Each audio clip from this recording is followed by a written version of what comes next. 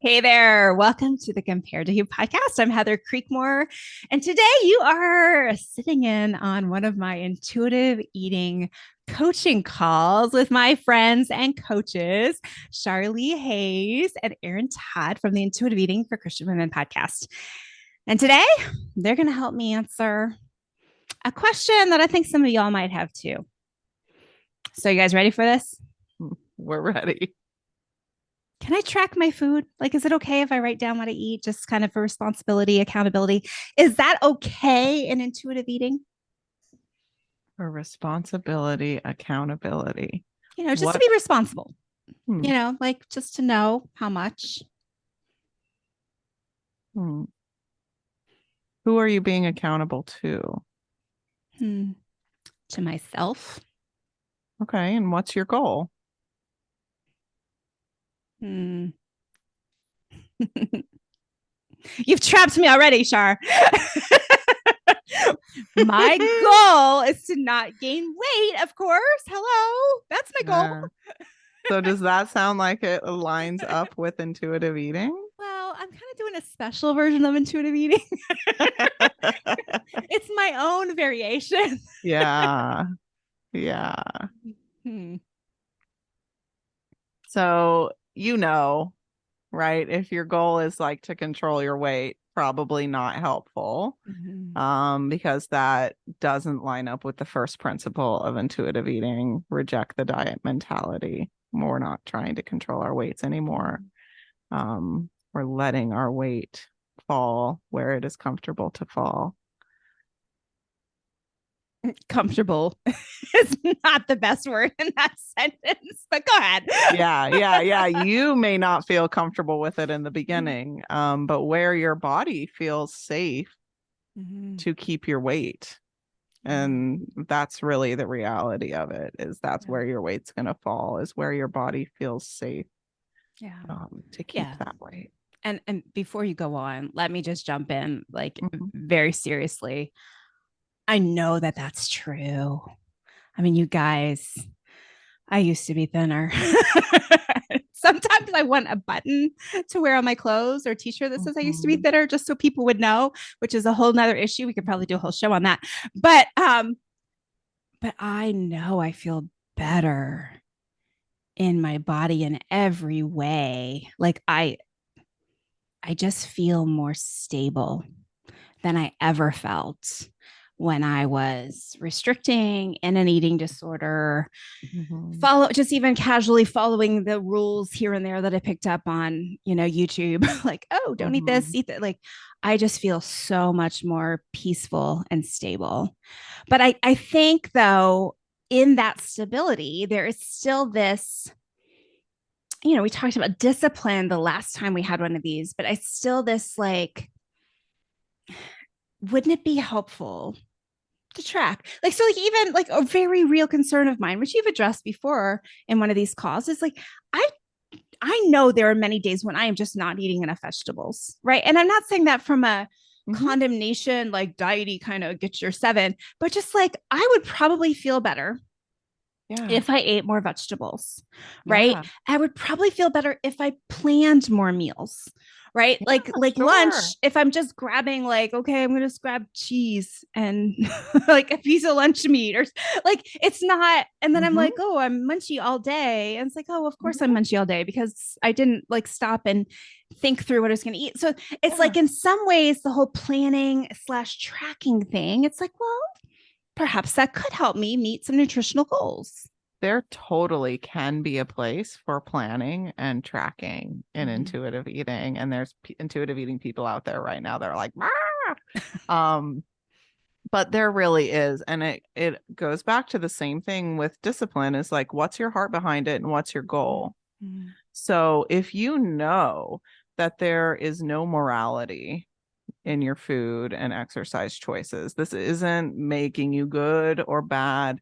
This isn't pass or fail. You're not making judgments on it, but you're neutrally observing what's going on, like a scientist or a researcher, um, to notice, to help you better understand How do I feel when I eat certain things? To notice like, oh, if I eat a breakfast that has a good amount of protein and some carbohydrates and some fats, like I feel good and that really lasts me a while.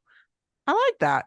I notice if I eat just like a pretty carb heavy breakfast with not much protein or fat, like it's gone really quickly. So I probably don't want to do that on a day that I like have a lot of work to do or something like that. So you're you're tracking what's going on, and you're paying attention to how much you're eating, what you're eating, but also like how hungry were you, how full were you, how did you feel, what was your energy level like you're just journaling about your experience with food so that you can learn more about you and your reaction and your response to food. And you might be able to look back and be like, I didn't, I'm not having a lot of vegetables. Like, what's that about? And listen, if the wanting to have more vegetables is because like you understand some gentle nutrition and you know that they're important and they would add something to your life and you enjoy them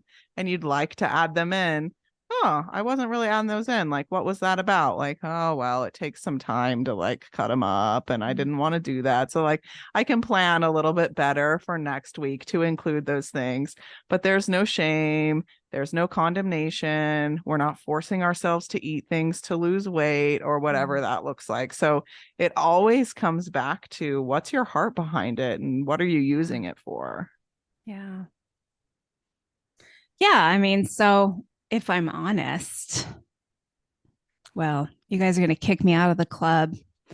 I did the free trial of Noom. Okay. So here's what happened. A Christian influencer that I respect was promoting it. And I was like, well, there's a Christian woman I respect, a fellow author.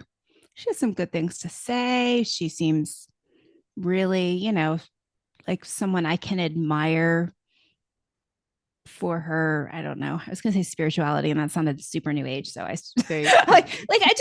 I think she's a godly woman. Yeah. But she's promoting Noom. And I was like, okay, well, and I first go into it like to judge it, right? Like that's my like, ooh, I'm gonna find out how bad it is. And then I get in there and I'm like, oh, well, this is kind of intriguing. There may be some interesting things here. And Noom, because Noom presents itself as like a psychology of weight loss kind of thing. And then there were a couple of things that just kept like triggering me. And they did ask me if I had had an eating disorder. And I said no, because I thought if I said yes, they might kick me out. I kind of, it should have been a good experiment to see if they would have kicked me out, because I hope they would have kicked me out if I said yes, but I did say no. And I tracked my food there for one day. And as I was doing it, I was kind of talking myself into it, like, this is fine. Like I can track, like it's not a big deal. And they give you a pretty wide calorie berth. So I was like, okay, well, I'm not feeling pressure. I'm just going to tell them what I ate. I'm not going to worry about whether or not it fit their mold. Um, but it took it I would say it took less than 24 hours before I was like, ooh, how much do I have left? How, how, like out of the amount they told me I had, how many have I? Oh, am I closer to the lower end or the top end of that? And I mean, it was flooding back quickly. And then there were some other things in the app that there was a suggestion that I stop eating snacks and drink water instead. I was like, oh well, that's interesting. And That's disordered. Yeah, like that's probably like that goes to the like, okay, if my body says I'm hungry, drink water. Like I think that was a Weight Watchers trick back in the day. I don't know, there was some diet I did at some point that told me to do that. So there was a lot there. They do a good job of trying to seem like they're not a diet, and trying to seem like they're just helping you, but the goal is weight loss, right? And so there's that kind of fundamental, like, I guess fundamental like perspective, Yeah. theology, if you will. And then the other thing that I noticed, and this goes back to the heart issue, right? I noticed how quickly it kept giving me a shiny object, a goal, like if you do this, then you could lose this amount of weight by this time.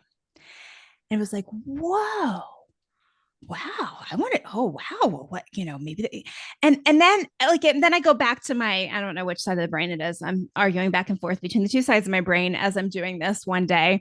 And it was a weekday. It was not a weekday. It was a WEAK day, not a WEEK day. Not the weekend. No, it was a day of weakness where I was just like frustrated with my body, frustrated with life circumstances, and and then just timing. I don't know, isn't that how the enemy works, right? Timing comes in. It's like, oh yeah, I see this ad. And well, frankly, I saw the ad because I was looking for recipes. That's really what happened. So it started out okay, and then it all derailed. But I know that there's lots of people out there that want to try to figure out, like, can I kind of keep some of this stuff, like tracking, because it makes me feel good. It makes me feel in control. Can I keep this and do intuitive eating too? And I answered it. I'm gonna let you answer, but I answered it for myself in that, no, I can't, because I couldn't even go in the next day without being like, whoo, this is danger. So I know for myself it didn't work, but there's someone out there saying, but I could do it. I could do it. I'm sure I could. Now I'll shut up. Any thoughts, Erin? So just to be clear, we're not saying tracking is good or bad at any point. Like, it's a neutral thing. And like we've been saying with everything here, this is a heart issue.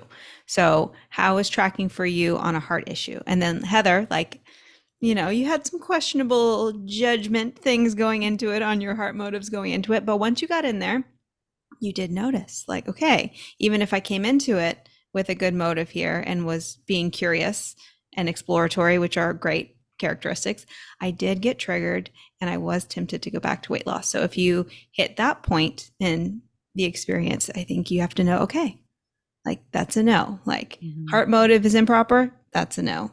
Get into it in the experiment, hit a snag and get triggered where your heart motive goes sideways, that's a no. But there are situations where tracking can be used neutrally and well and in service of a healthy relationship with food.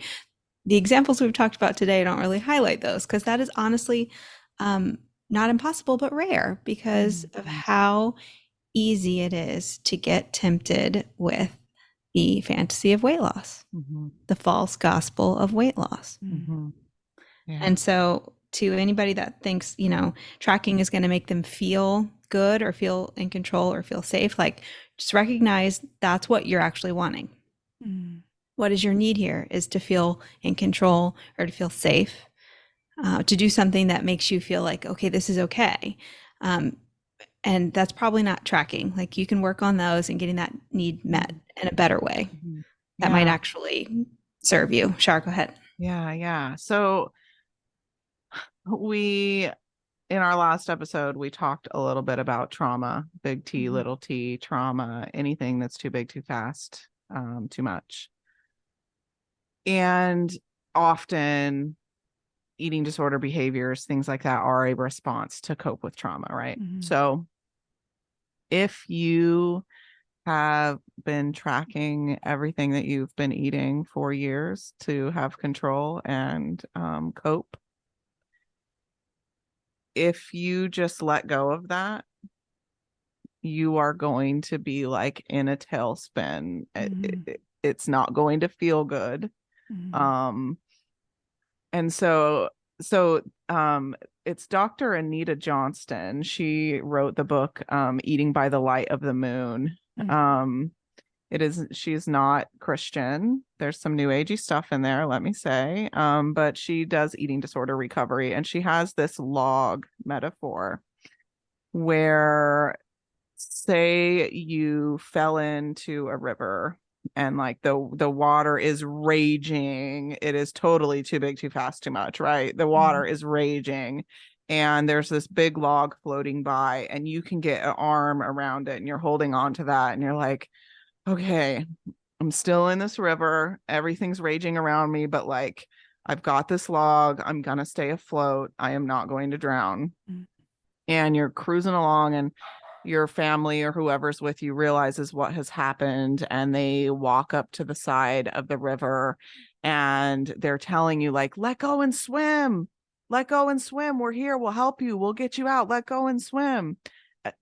You're terrified to let go of that log and swim. You don't know what's going to happen. Everybody's saying, it's going to be okay. We're here. We're going to help you. It's okay.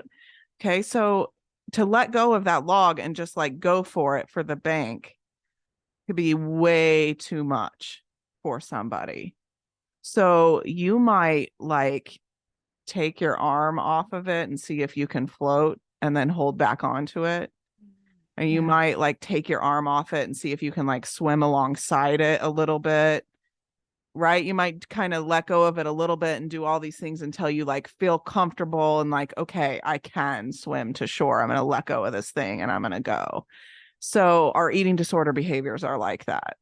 If you've been tracking for years, if this is a sense of control and help for you, and that's something that you want to move away from and you want to start learning intuitive eating, you want to do these kinds of things, you're going to need some sort of containment, right? Like something to put that energy in. And so can you keep your one foot in diet culture and one foot in intuitive eating and kind of like straddle that for a little while? Yeah, I do that with people all the time in eating disorder recovery. You can only go as fast as your slowest part, right? So you can, there's part of you that's got to hold on to that log and like, that's okay. Let's hold on to the log, girl. And like, let's start exploring what that log is doing for you. Let's start exploring how that is trying to help you, how that's helping you cope. Let's start exploring and asking what's the actual need? How can we work on getting that met by some other things? And then let's see if you feel safe to let go of that log. Yeah. That's good. What if the log is losing weight? Yeah. I work with some people that like we're still holding space for, that's one of their goals. They're not quite ready to let go of that yet. And the reality is we're going to move slow if you're still holding on to that. But listen, like I would much rather be learning some intuitive eating skills and implementing some of the principles and learning about this new way of thinking and exploring the desire to lose weight loss and exploring our heart and praying about that and moving forward versus telling somebody you can't have that goal. But they don't know how to let go of that goal. So now they're like not learning intuitive eating or trying to work on this. And they're just still stuck over here and like, well, I'm not allowed to work on intuitive eating because I want to lose weight. So I'm just going to stay over here in this lose weight category. So yeah, it's going to make learning intuitive eating harder if that's your goal and slower. But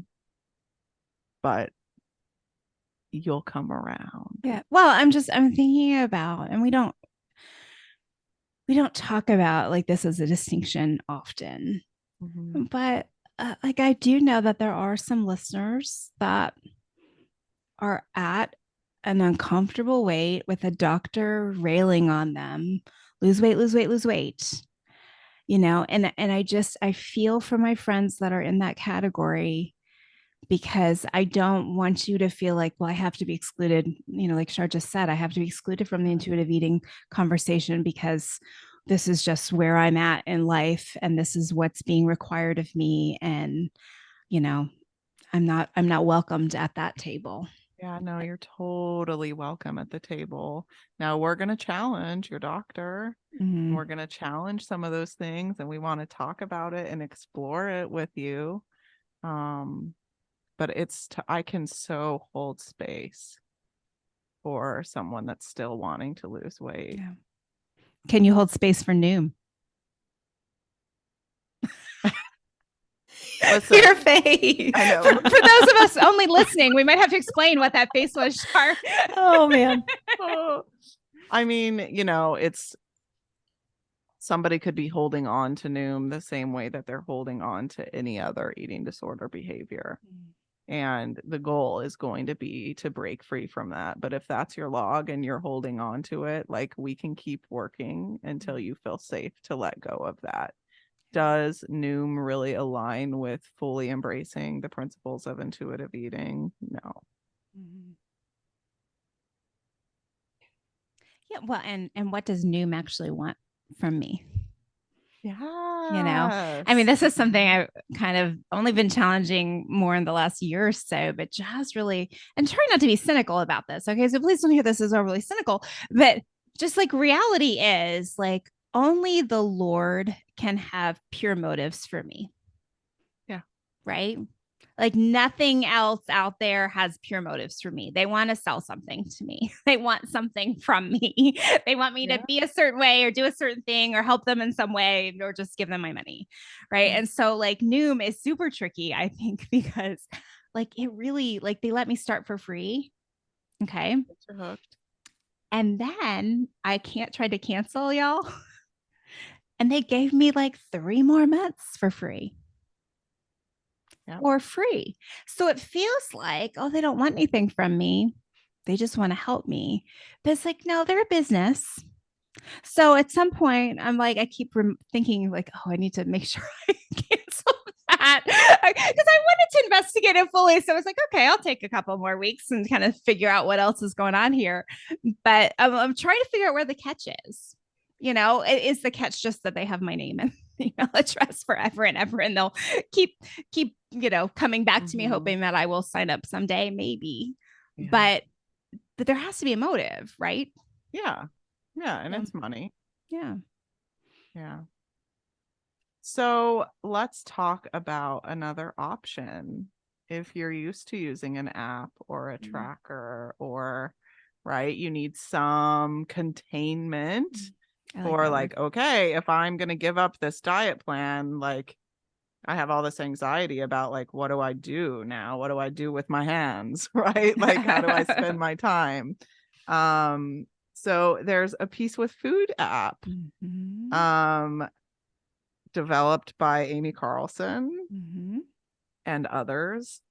That is fabulous. That is it's this journaling basically that I've been talking about. It's a way to track, a way to, you can check in while you're eating and rate your hunger and fullness, and you can talk about how you were feeling, what thoughts you were having around meals. You can set up notifications that it'll tell you, like, hey, how are you hungry? Like that kind of stuff. So there is a resource out there to kind of put some of your energy into learning this new way of eating, and see how that can give you like some containment, right? A level of like, okay, I am like kind of following a thing, and this is going to teach me. And so I would say check that out if you're looking for an app. Yeah, that's good. That's good. I'll put the link to the Peace with Food app in the show notes as well. I've recommended that to several. Yeah, I was thinking like we don't have much time to go into this fully, but I was just thinking about the exercise side of that, right? Is the tracking. Okay, did Apple close all my rings today? Or is Fitbit and my old Fitbit gave me a flower. It was really pretty. And then it was like a little celebration on my wrist. It's like, oh, I got the flower. Oh, party on my wrist. But you just said these words, Char, and I should have written it down to get it exactly. But something like, if you need to follow the thing. And the way you said that, like, set off a little alarm for me. I was like, oh yeah. The problem is I like to follow the thing. Mm-hmm. And I don't have to follow the thing. Yeah. I just need to follow Jesus. Yeah. But this feels like kind of amorphous in this food and exercise realm. Following the thing, that feels, I don't know, more secure. Yeah.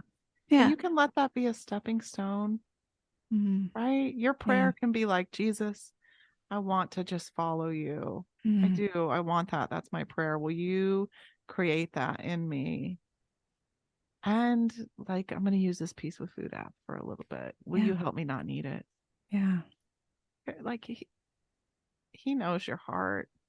He knows there's grace for that. And there's a reason why you need that containment. Use the stepping stone. Yeah. That's good. And if you've been completely disconnected from your body for years and years, like, you need some way to relearn these things, to get reconnected, to observe your body's signals. How do you know if you're disconnected from your body? I know that's a whole episode there, but I feel like that phrase might have landed on someone like, what? I don't know. What does that mean? Yeah. I would say that if you have been off, if you've done diet cycling on and off of diets, or if you've like done restriction for a long time, or even if you don't do any of those things, right? Like maybe you feel you should, but you just eat, you don't even think about it, you just eat, and you're not paying attention to your body, then I would say there's some disconnection there. I would say that if you believe that your hunger needs to be controlled or disciplined, you're probably disconnected in a sense. And you could do some value. There's some value in checking in and getting reacquainted in your good body that the Lord created just for you. Yeah. Woo. Some people are taking pause out there. Like, oh, yikes, that means me. Yeah. I feel you. I feel you. Erin, your final thoughts for today. I just want to encourage everybody to have just this spirit of like curiosity. I love that word. And kindness. Like, what can you teach me about my body, Lord? And what can you teach me about how to listen to it and how to follow you? Just being open, that like docile spirit, and just teachable, and like knowing that it doesn't affect your identity. Amen. It's just something you're working on with him. Yeah. And the word that's coming to me with what you just said, Erin, is humility. Yes. Right? Like, what would it look like to just humbly, what like Micah 6 tells us to just, walk humbly with the Lord? Like, what would it look like to just walk humbly in this? Like, okay. Yikes. The number of times my pride has gotten me to sign up for something and paid a lot more than than the free trial of Noom, right? The number of things I've bought. It's like, oh, my pride wants to be right. My pride wants to get this right. Do it right. Show everyone I'm right. And what would it look like to just be humble and be like, oh, this is just messy. Yeah. There's so much freedom in that. Yeah. I wish that like my 25-year-old, 20-year-old self like could have seen the freedom in humility. Yeah. It's okay to be a mess. That's when like anxiety and depression and that stuff leaves. When you're not worried about being right anymore and looking like you've got it all together and being perfect. Yeah. Yeah. Showing everyone I'm perfect. Being better. Trying to convince everyone that I'm perfect. Oh my goodness. The number of emails I sent the first, I don't know, year or so of doing this that would have an error in it. And I would spend the next 4 days obsessing over that error. And now I'm afraid I send errors all the time. And I get messages like, you should really proofread. It's like, yeah, I know. Darn it. But, anyway, we're all a work in progress. Well, Thank you, ladies, so much for your help and encouragement today. Everyone I know can hear your great show and learn more about all the things you do at intuitiveeatingforchristianwomen.com. Y'all have a course and great resources. And Char, I know you work with clients one-on-one, and Erin will just encourage you if you send her an email. She'll just, tell you all kinds of great things. So you might want to do that too. But anyway, you can check out everything they have at intuitiveeatingforchristianwomen.com. And thank you again, ladies, for being here today. Thanks for having us. And thank you for watching or listening today. I hope something today has helped you stop comparing and start living. Bye-bye.